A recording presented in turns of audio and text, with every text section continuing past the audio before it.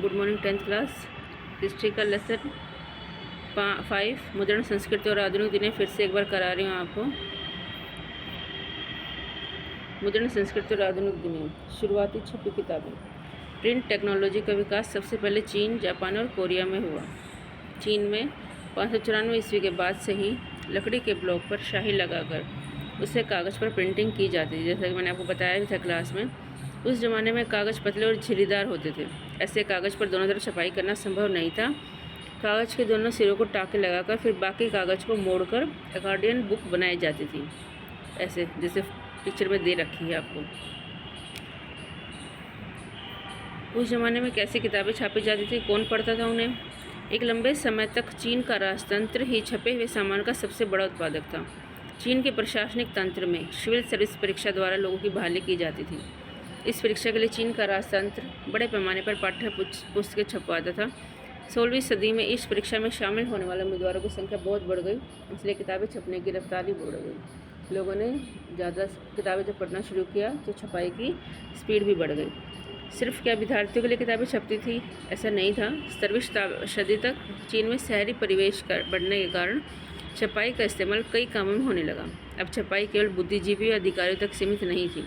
अब व्यापारी भी रोज़मर्रा के जीवन में छपाई का इस्तेमाल करने लगे ताकि व्यापार से जुड़े हुए आंकड़े रखना आसान हो जाए। कहानी, कविताएं, जीवनी, आत्मकथा, नाटक आदि भी छपकर आने लगे। इसे पढ़ने के शौकीन लोगों के शौक पूरे हो सके। खाली समय में पढ़ना एक फैशन बन गया था। रईस महिलाएं भी पढ़ने का शौक़ बढ़ने लगा। उनमें से कईयों ने अपनी किताबें लिखी भी, कविताएं और कहानियाँ भी छपवाई। फिर चाइना से जापान में पहुंचा छपाई। प्रिंट टेक्नोलॉजी को बौद्ध धर्म के प्रचारकों ने 768 से 770 ईस्वी के आसपास जापान लेकर गए। बौद्ध धर्म की किताब डायमंड सूत्र, जो 868 ईस्वी में छपी थी, को जापानी भाषा की सबसे पुरानी पुस्तक माना जाता है। ये आपसे एक नंबर में पूछा जा सकता है। उस समय पुस्तकालय और किताब की दुनिया में हाथ से छपी किताब और अन्य सामग्रियाँ भरी होती थी, जिन्हें पांडुलिपियाँ कहा जाता था। किताबें कई विषयों पर उपलब्ध थी। महिलाओं, संगीत के साजों, हिसाब किताब, चाय अनुष्ठान, फूल शादी, शिष्टाचार, रसोई आदि पर किताबें लिखी जाती थी। फिर मुद्रण संस्कृति पहुंची यूरोप में।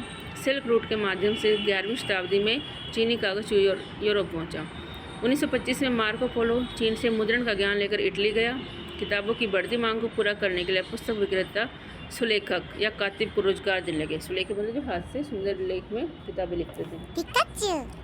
हस्तलिखित पांडुलिपियों के माध्यम से पुस्तकों की भारी मांग को पूर्ण कर पाना असंभवतः आसान नहीं था। उसके बाद थी प्रिंटिंग प्रेस आई, गुटेनबर्ग का प्रिंटिंग प्रेस। योहान गुटेनबर्ग के पिता व्यापारी थे और खेती की बड़ी रियासत में पल बढ़कर बड़ा हुआ। बचपन से तेल और जैतून पहनने की मशीनें देखता था।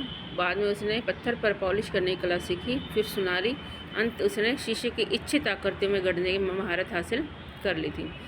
अपने ज्ञान और अनुभव का इस्तेमाल उसने नए आविष्कार में किया। जैतून प्रेस से प्रिंटिंग प्रेस का आदर्श बनी। सांचे का उपयोग अक्षरों की धातु या आकृतियों को गढ़ने के लिए किया गया। गुटेनबर्ग ने 1448 तक अपना यह यंत्र मुकम्मल कर लिया और इससे सबसे पहली जो पुस्तक छपी थी वह थी बाइबल। ये आपसे पूछा जा सकता है पेपर में, सबसे पहले किताब कौन सी छपी थी? बाइबल। शुरू में छपी किताबें अपने रंग रूप में साज सज्जा में हस्तलिखित जैसी ही थी।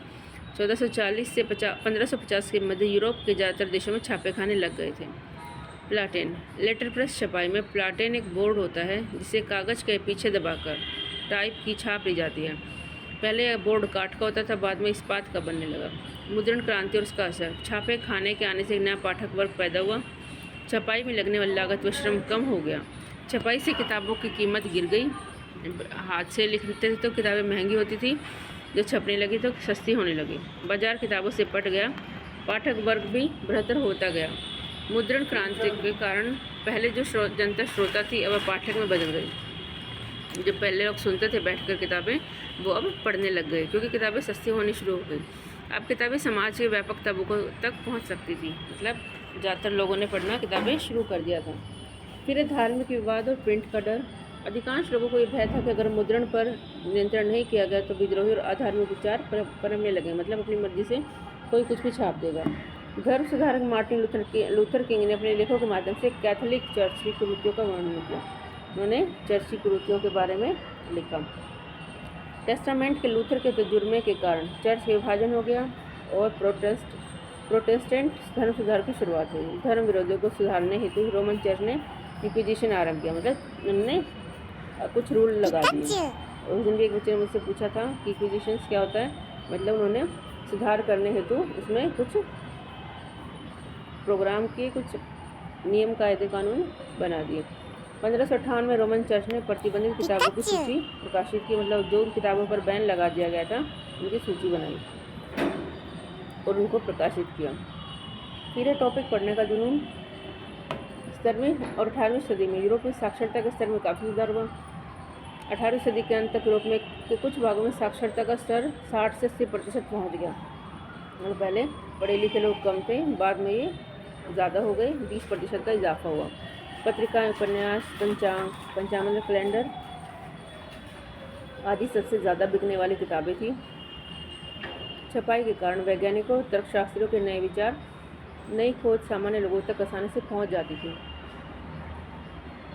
किसी भी नए आइडिया को अब अधिक से अधिक लोगों के साथ बांटा जा सकता था और उस पर बहस भी की जा सकती थी। आज की वीडियो में इतना ही। इसको आप देखेंगे, लेसन को समझेंगे